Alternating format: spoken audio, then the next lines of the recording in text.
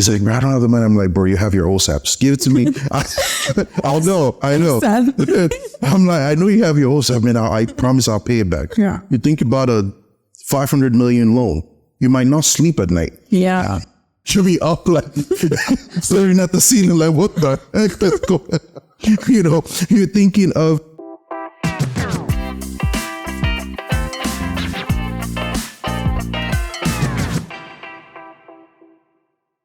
Hey guys, welcome back to Evolve. Today we're going to decode mindset mastery with our broker of record, Sam. So whether you're an entrepreneur or a go-getter or you just need some motivation for today we're going to really dive deep into success and mindset mastery. Absolutely. So we're here today with our broker of record, Sam, and a lot of people consider you like a thought leader, an innovator, and a wealth creator in the world of real estate. So can you share your story, because your story is always inspiring, of how you started in the world? Actually, tell us what you were doing before real estate and how you got into real estate.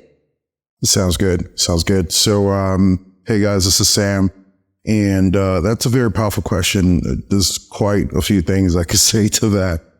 But I think the biggest and what I would owe my journey to is, first of all, being born in Nigeria. Mm-hmm. Shout out to all the Nigerians out there. Being born in Nigeria, came to Canada when I was 16. And the whole goal was to come study over here. I was sponsored to study out here. My grades are really good. So I had a company that was willing, and an individual that owned the company that was willing to sponsor my education out here. So the journey started in 2005. So officially came to Canada in November the 16th, 2005 was when I landed. And from then on, I think I realized quite quickly that real estate was the way to go. Yeah. Cause right off the bat, I had, the guy that was supposed to come pick me up from the airport, picked me up, and I would never forget this. So this is obviously Pearson's. We drove all the way from Pearson's to, Woodbine Mall. And we went into the now non-existent Zellers to go pick up, one or two items. We picked up a comforter and pillows. And we drove right to his house, which was just a street close to Humber College. And then when we got there, it was this 4x4 room. Yeah. Nothing in the room. There was just a mattress on the floor, no desk, nothing, no TV. It was just a room. Yeah. There wasn't even a closet. So I had no word of a lie, a Gather Must Go bag. If you know what a Gather Must Go. And that was all I had, and my comforter in one hand and my pillow. And that was a journey. So you were studying at that time? I came in as a student. What were you studying? I came in for business administration at Humber College. I actually came in and I was meant to go to Centennial.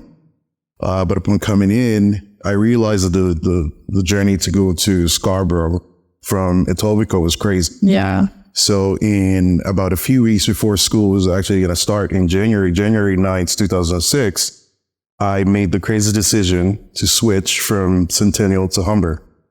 Now, everybody that was involved in the process, because there was an agency that helped process me coming to Canada. Oh. The lady obviously lived here in Canada.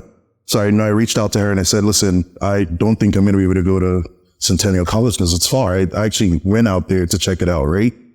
And she said, well, what are you going to do? I said, okay, let's try switching to Humber College. She's like, no, it's impossible. Like school term is about to start. Nobody's going to take an application right now. You know what I mean? Like, just go to Centennial for one semester, maybe switch later on. I'm like, let's just try. Yeah. You know how that goes. So she said, okay, fine, let's give it a stab. And she did. So she put in the application. And in about a week, I got accepted to Humber. The tuition that was paid to Centennial got moved over to Humber. And the funny thing, and I've never said this before, funny story is the tuition that we paid to Centennial was a few $100s short from what Humber was charging. And somehow, till this day, nobody from Humber should contact me, by the way. Somehow, till this day, maybe they never caught on, but I knew it was less because, the tuition was different. But anyways, they moved it over, and in about a week, I got my admission letter, and that was how I made my move to Humber. And I just liked Humber. Like, it looks different. I felt like Centennial looked like a high school. Yeah. Humber looked like more of like a college, and Okay. So that was a move. So I moved to Humber, and I did major in finance, business administration with a finance major. And that was supposed to start on the 9th of January 2006. Wow, you remember. I remember dates. I remember dates because when you're starting out, I mean, I'm good with numbers and remembering certain things, but when you're starting out in a brand new country, a lot of things just jump out at you, right? And it matters. Everything is significant, so that was my start. And why I go back to real estate is to say that in terms of real estate, from making that move and living with this guy that I lived with, I knew right off the bat that real estate was so important. Having a roof over your head was so important.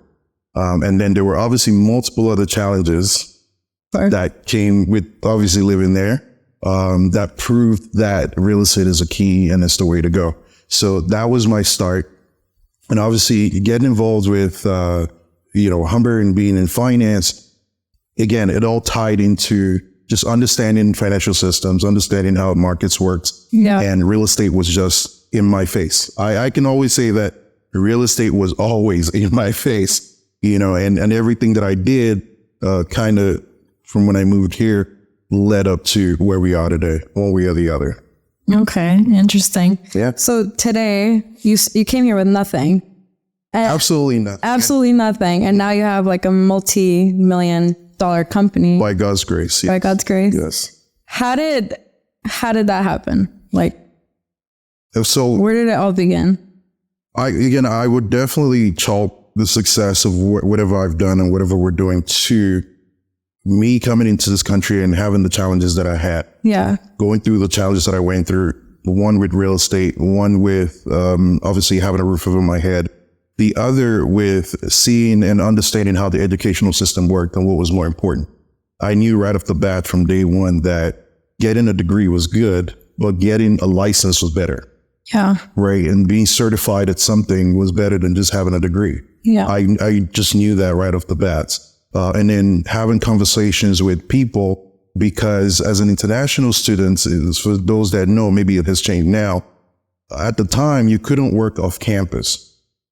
So I come in as this international student. Now I have to talk about that story to tie into where we are today. Okay. I come in as an international student. I've just had my tuition paid. Didn't have money to feed. Didn't have money to clothe. Like, I couldn't live, even where I lived, the monies that I came in with, which was $3,000, was only able to suffice for a few months to pay rent. Now, my rent was $350 a month. Wow. So I paid rent first and last. Now we're down what? We're down a large chunk, right? Things happened in between that needed me to pay more. Then you talk about feeding and so on and so forth. So I definitely knew that I needed to get a job. Yeah. So I started looking into the process to getting a job. And then I realized, okay, you can't work off campus or else you forfeit your study permit or the provisions on your study permit. So I had to work on campus. And in order to work on campus, the only other departments that were hiring was the international office or the student federation's office. So I reached out to them, talked to advisors and so on and so forth. And from having those conversations, I started to realize that a degree wasn't sufficient. You needed to be certified or licensed. So if there's anybody out there listening to this, the key to success in this part of the world is you have to be licensed. So go get your license in whatever it is you want to get your license in. That sets you apart from the rest, right? As opposed to just having a degree. So that in and of itself was a major springboard because fortunately I was able to get a job on campus. Then the next summer, funny enough, the government introduced the off-campus work permit. So I was able to get some kind of work off campus. Yeah. And I'm not going to really go into that. But in essence, that ties into where we are today, because the work ethics in overcoming the obstacles and the limitations, whether it was, you know, in relation to policy or in relation to just life in general, is why we're here today. Because if you look at the trajectory, everything that I've ever done had in one way or the other people saying you can't do this or you can't do that, right? Or the policy says this or the policy says that. And I've always found a way to say, fine, the policy is this, but here's what I can do, or this is how I can approach it.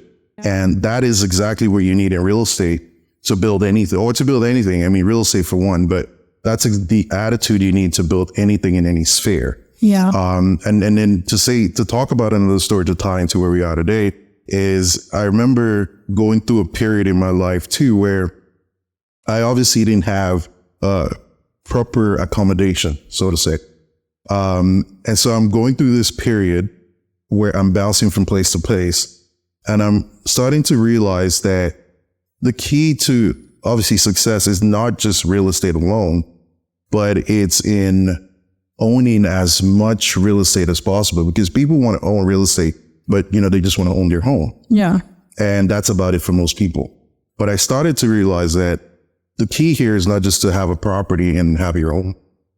The key is to have as many properties as you can, right? Because that's leverage, that's power, right? It's economic power, it's social power, it's political power, right? Where you can, you have a percentage ownership of something, and you borrow money from someone else to own this thing, but you own 100% of it. And I'm like, this is amazing. Like, why wouldn't anybody want to do this? You know, so that in and of itself is why we're here today. So we talk about multi-million could really be 5-10 million.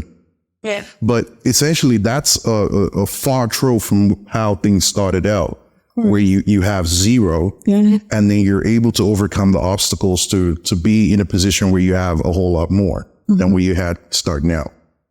Yeah. So you faced a lot of challenges, adversity, and even entrepreneurship itself. Like, you know, when you're getting into this world, like there's going to be a lot of ups and downs.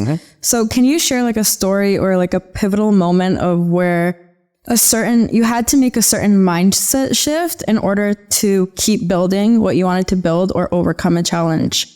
Any story that pops into your head? I mean, there's quite a list of stories. Yeah, I can imagine. I mean, every step of the way when you're building anything, you're going to be faced with obstacles. Yeah. Right. I can go as far back as getting started in real estate itself. Yeah. So I got my license at a very young age. Coming right out of college, I knew that the pathway for me to becoming a portfolio manager, because that was what I really wanted to do, which was to do the CSC, take a few courses to get my CFA. I mean, to become a portfolio manager, the wealth management courses with the Canadian Securities Institute, and then do the CFA. Just, it took time, and I didn't see success in it in terms of getting to the goals and the dreams that I had. Yeah. So I figured, okay, real estate is the way to go. So I need to get my license. I got my license, and obviously the only thing you know when you go through the process is resale. Yeah. You don't really know pre-construction. Nobody really talks about pre-construction. Yeah, they barely talk. Maybe now, right? But then there was nothing about pre-con. But I was fortunate to have people in my life that were involved in pre-con one way or the other. But for me, when I got started, my first deal in real estate didn't pan out. And the reason it didn't pan out, I had this amazing couple, Italian couples, that saw this young guy just busting with passion and called them multiple times to try to sell their house. And I got them, you know, to say yes. And this was a double-end deal. Wow. They were going to sell their property and buy something else. Sweet, right? Like, this is the dream for every agent. For every agent. That was my first deal. Well, supposed to be. Supposed to be my first deal. So, you know, they got on board. We drove around. We saw properties. And that story alone was funny because at the time, I didn't even have a car. So, yeah, my God. I mean, it's a long story. So I didn't even have a car at the time. But then I had a friend of mine who had his student loan OSAP money. Yeah. So I reached out to him and I said, bro, I've been trying to, break through in real estate. I've had a few showings for leases here and there. And what I would do is I would jump the bus, tell them, oh, meet me at the property, just drive there. So I'll jump the bus and make sure I stop as far away as possible so they don't see me coming off the bus. Yeah. and walk all the way to go meet them at the main entrance. Usually you're showing condos and, meet them at the entrance. So I finally get this opportunity. I don't have a car and these guys want to see as many properties as possible. Yeah. So I reached out to a friend of mine. I'm like, dude, I need to buy a car. I need to buy a car ASAP. So he's like, okay, do this, get a lease. I'm like, no, I don't want a lease. I promise you give me the money, borrow me the money. I'll pay it back. I swear I'll pay interest on it if you need. He's like, man, I don't have the money. I'm like, bro, you have your OSAP. Give it to me. I know. I'm like, I know you have your OSAP, man. I promise I'll pay it back. He's like, that's my, Yeah. I don't know what I said to him. He gave me the money. Wow. $7,000. We go out. He actually came along with me. We go and we buy a car, a 07 Chrysler Sebring. I can't forget that car. We got it from a dealership in Mississippi, very close to Brown's Line, right here. Yeah. I think the name of the dealership was Elite Motors or whatever. Anyways, we get this Chrysler Sebring, and that was like my means of transportation. But it's still, the car wasn't like the presentable realtor car, what I mean? So it wasn't like I now had this car that I could, show up with and be the big boss. No, I still had to park that car like a few blocks a week. Because like nobody wants to see you in a Chrysler Sebring, right? So I had these guys, finally got the car, was able to actually make the show in to show them the property. And I remember the first show we went to, again, Chrysler Sebring, nothing's wrong with a Chrysler Sebring. But the perception of course, and the conversations you're having over the phone, they're seeing you like, okay, this guy he's going to pull up people have that perception. Yeah. He'll ride up in a Mercedes, in a Benz, in a this and a that. So I had this picture in my head that these guys are going to be expecting me to pull up. Yeah. So obviously I wasn't going to pull up in a Chrysler Sebring. So they lived in this nice neighborhood in Mississauga, Streetsville. I had to park like 2 houses before their house and walk in. And I remember when I walked in, the guy was like, oh, did you drive here? I'm like, yeah, I did. He's like, so where did you park? I'm like, I just had to park a little further down because I wanted to walk through the neighborhood to really take in the neighborhood. He was like, oh, wow, that's so great. Wow. Like it was the only thing I had to say at that point in time. So he was like, wow, this is good. So what do you think about the neighborhood? I'm like, your property's going to sell. Like, you're going to be great. This is going to sell. That was how I got that listing. Wow. So I get the listing. Now, obviously, we start the process of finding the property that they want. Mm-hmm. So we found this house, amazing house with a pool. That was what they wanted. And we put in the offer. This was a time when if you had to present an offer, you had to go there, like drive there and wait with a bunch of other agents.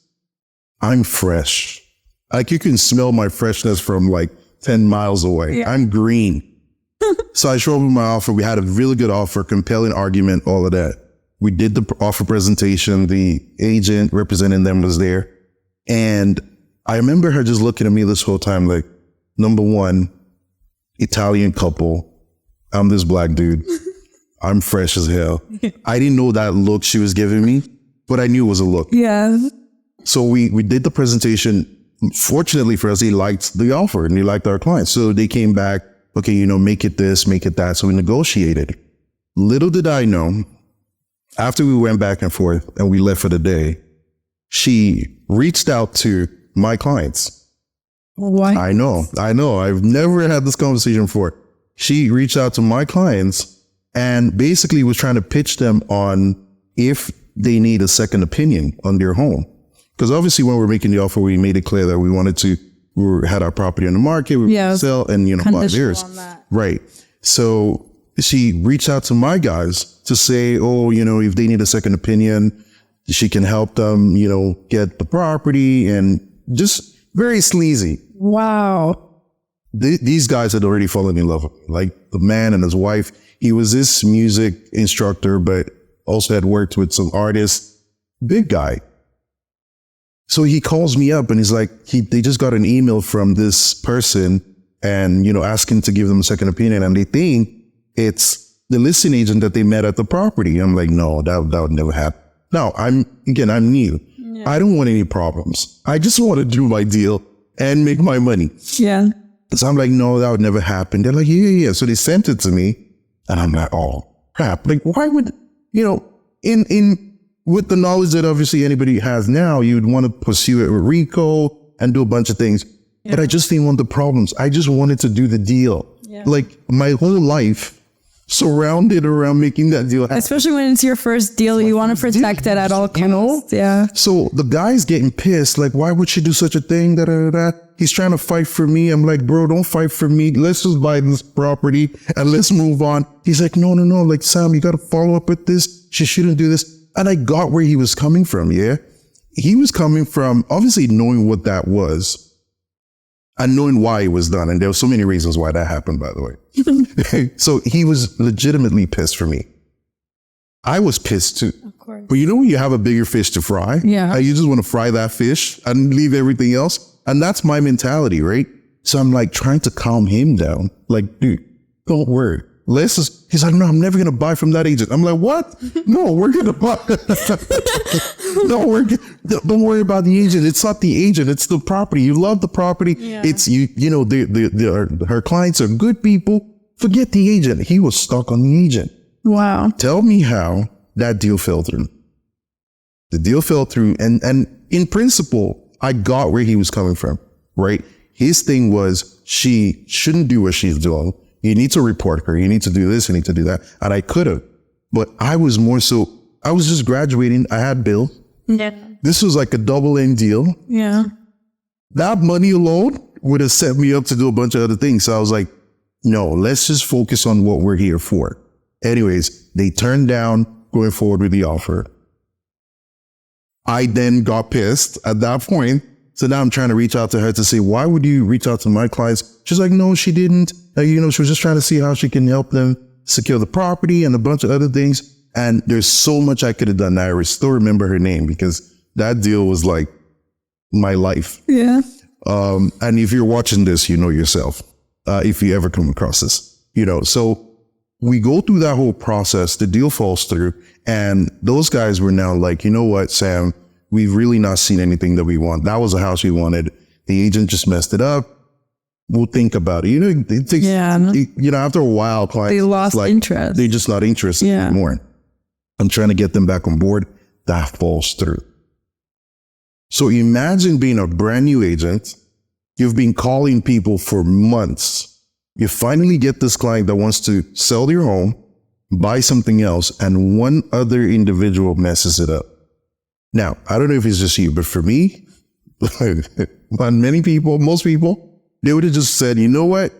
Maybe this is not for me. Yeah. Or they'll be so stuck on chasing this person that did this to them, or be stuck on, it's this, it's racism, it's all of that. Yeah. I didn't even want to care about that. My biggest thing was, this has happened.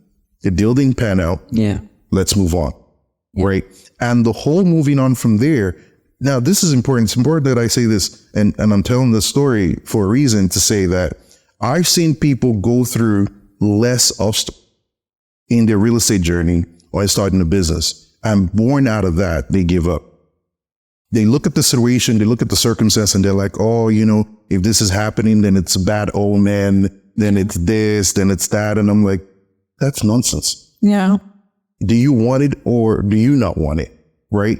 That single transaction that fell through led to me saying, maybe I need to be looking at something else here.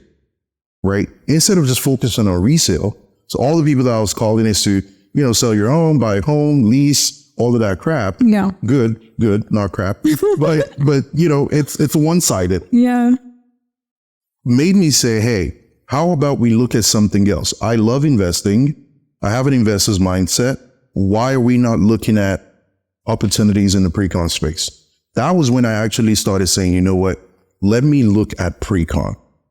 And from looking at pre-con, we're here today. Yeah. So that was a trajectory. It literally pushed me. I had to say, hey, there's got to be something else out there. Because number one, I can't be dealing with crazy agents that sometimes want to just kill the deal. Yeah. And there are agents out there, right? They want to profit off of something that they didn't put their hard work into.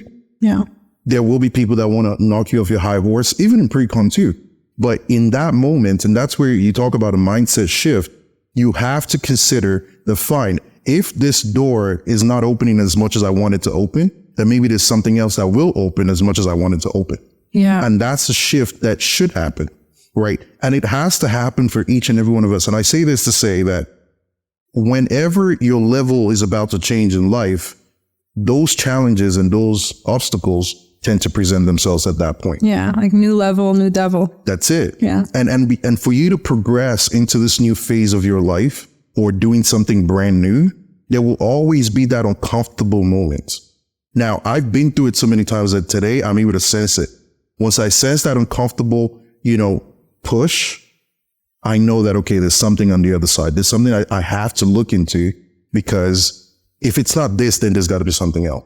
Okay. Right. And so that mindset shift, it's not a one-time thing. Yeah. It's a continuous thing. You get to a point, like we're at a point today where, for example, I know we're going to talk about this because you have that on your list, but we're in a market today where, pre-con in a certain segment is not doing the greatest. Yeah. There are people that will look at it and be like, maybe I'll just hold off. Maybe I won't even bother investing. Yeah. What? There are a bunch of other opportunities out there. Yeah. One segment might be hurting real bad, but then there are other segments that are doing well. And even within that segment, if you have the cash flow, the cash in hand, there are opportunities that you can jump on, 100K less, 50K less, and you'd be laughing to the bank. So the key to success in any sphere of functionality is you have to have a mental mindset shift. And I say this, the mindset shift comes because you study. We talk about wealth all the time, but more so I talk about mind wealth. You see, what gets you to the point of making those mental decisions is because you studied your way into seeing what someone else has gone through, seeing the obstacles that people have overcome, and saying to yourself, well, hey, if this person can overcome this, then what is all this nonsense going on that I can't overcome?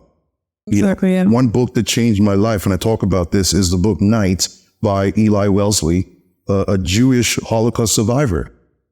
So this man survived the Holocaust. Yeah. Watched his entire family get incinerated and still made it out alive, and went on to accomplish all these other things and became a Nobel or Nobel laureate, whatever they call it, like won all these awards. Yeah. But this is a guy that should have given up a long time ago, right? Mentally, people go through certain things and it's such a bug in your minds that they can't see themselves doing anything else. And hey, there are people that have their, mental issues and all, and, get the help that you need. But outside of all of that, if you're in a space where there are things happening that you don't like, understand that what life is basically trying to say to you is there's something on the other side. And if you look beyond the challenge, you'll be able to go past whatever it is the obstacle may be. Yeah. And that in and of itself is powerful.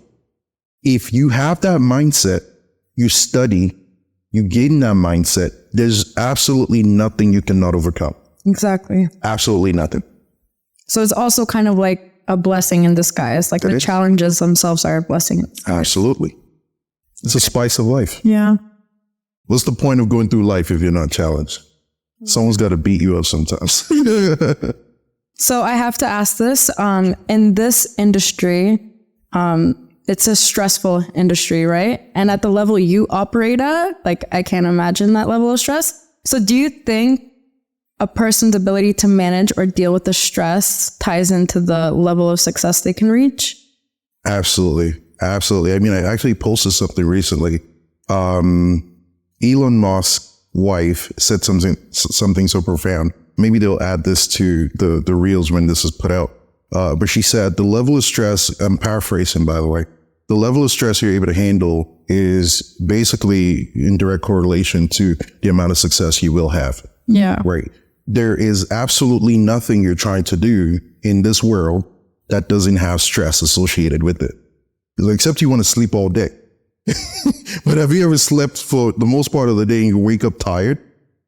There are times you sleep too long and you wake up weak. You're actually weaker you're more tired than when you went to bed. That's simply because everything has stress, including sleep.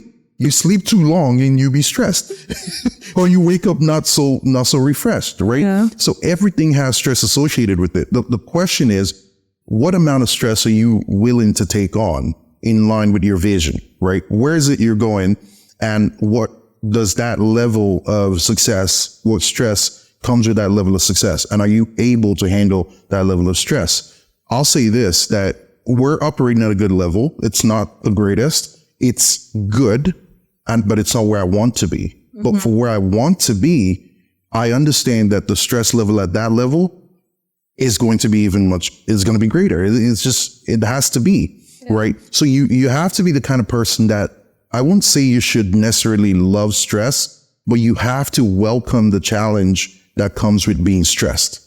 Like prepare for it. You're never prepared for it, by the way. You can plan, you can try to prepare for it. But think about it this way. If you talk about preparing for it, can you really prepare for something that you don't know? Yeah. You can't. You can wrap your mind around, okay, this level of stress is associated with being in this position, but you won't really know how stressful it is until you're in it. Yeah. And I find that's why they say analysis paralysis, when people try to analyze what comes with a position or with a decision or with a level of success.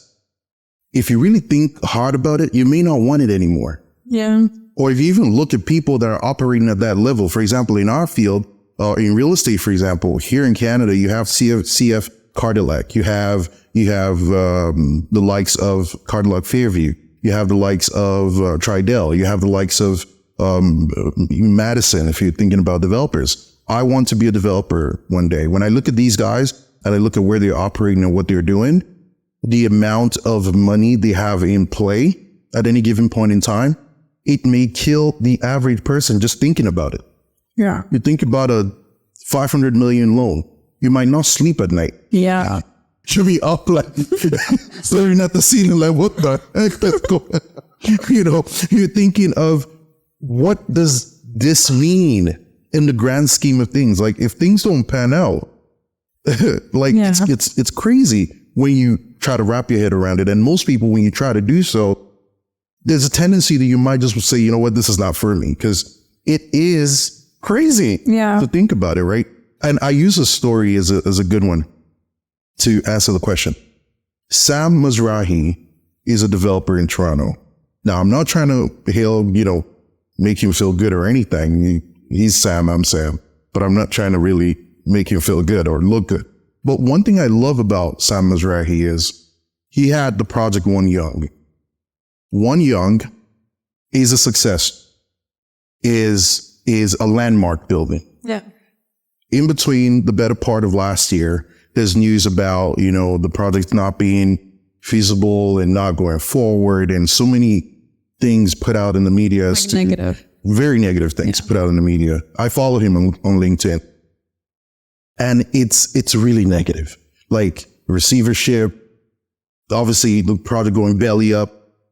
This guy, whatever pill he's on, is working, because he's still working and promoting the project like nothing is going on.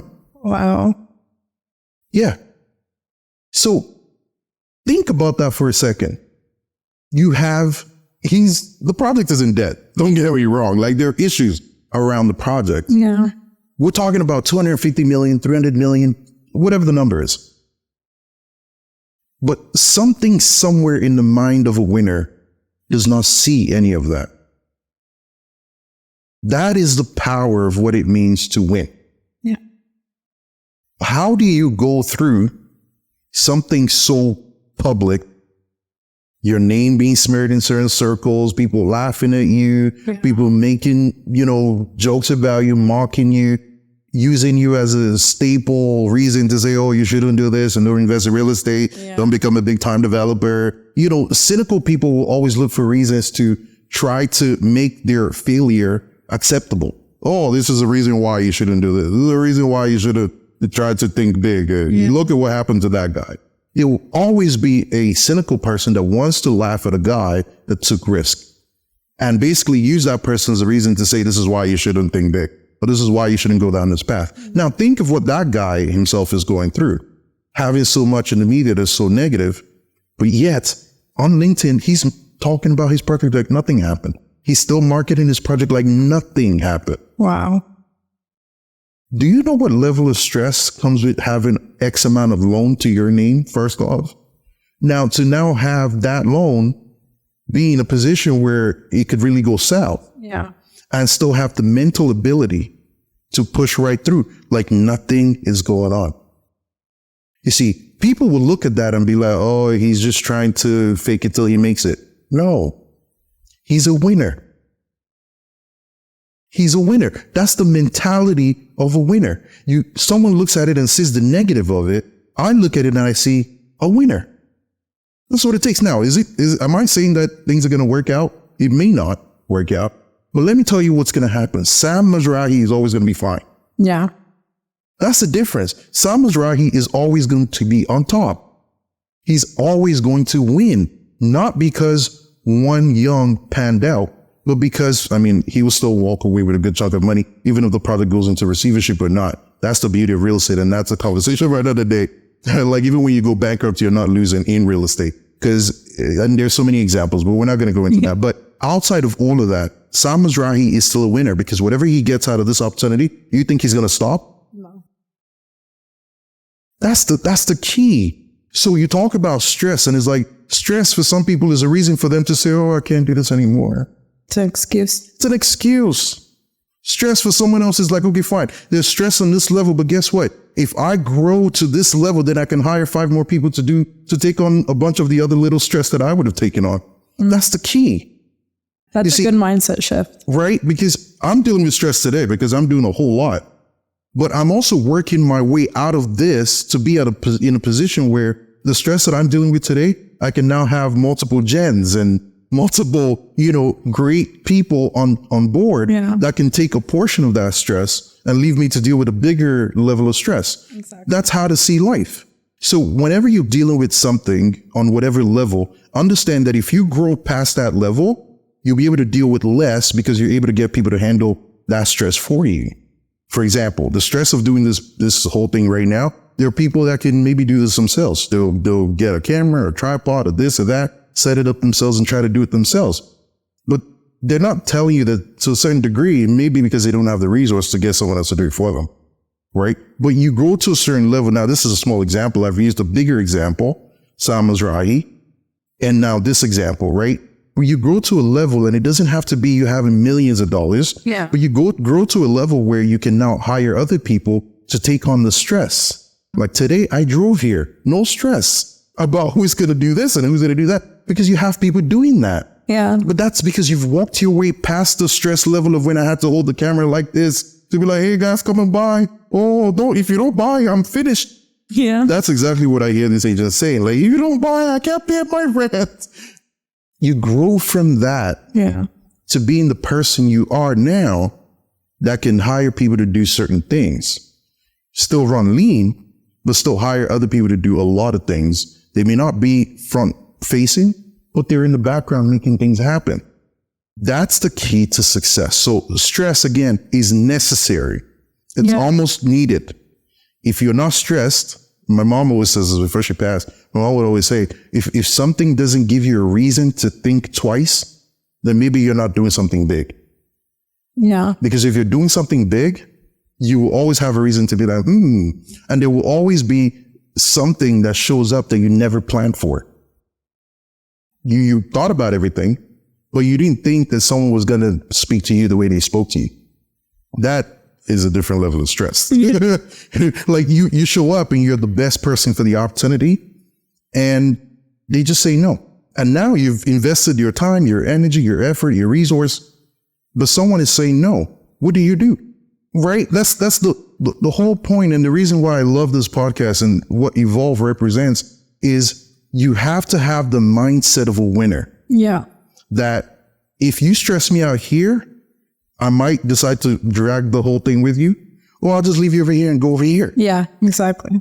But you're not going to make me stop. That's the last thing you can ever get me to do. Now, another thing that I love to say to folks is, and I know we're getting a little bit over time, but another thing I'd like to say to folks is what life and the challenges you face and the stress you have is trying to get you to do is to quit. And the sooner you quit, people will say, or the sooner you stop following or chasing your dreams, people will say, well, the stress goes away. No, you have a bigger stress of looking at yourself in the mirror and thinking, wow, I didn't win. That for me is stressful. Looking at myself in the mirror to be like, someone actually made me walk away. And there's so many stories I can tell in that regard. But someone actually made me walk away. You see someone that looks like me, you know, the person of color, they show up at a presentation center. They're not getting the kind of response they feel like is respectable and so on and so forth. So now they just want to walk away. They'll tell their clients, oh, let's go somewhere else. Go where? Go where? I'm here. You don't like me? I'm here. I'll make this environment very uncomfortable for all of us. But I'm here. Yeah. You want to be uncomfortable? Fine. But I'm here. That there's stress. Trust me. People are not going to like you. People are going to think your head is too big. Your smile is too wide. Whatever it is.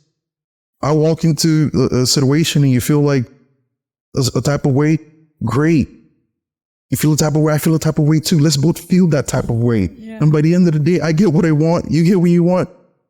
You know what I mean? But you're not going to knock me off my horse. Yeah. That's the key. And if you have that mentality, guess what? You're always going to win. Period. Thank you. Wow, Sam, thank you so much for sharing all that knowledge and wisdom. And it's clear that in order for you to have this level of growth mindset, you have to endure all those and you have to overcome those challenges. So for the people listening, if a challenge is presented to you, is just a test to see if you can make it to the next level, literally. So thank you so much for listening, and we'll see you on the next episode.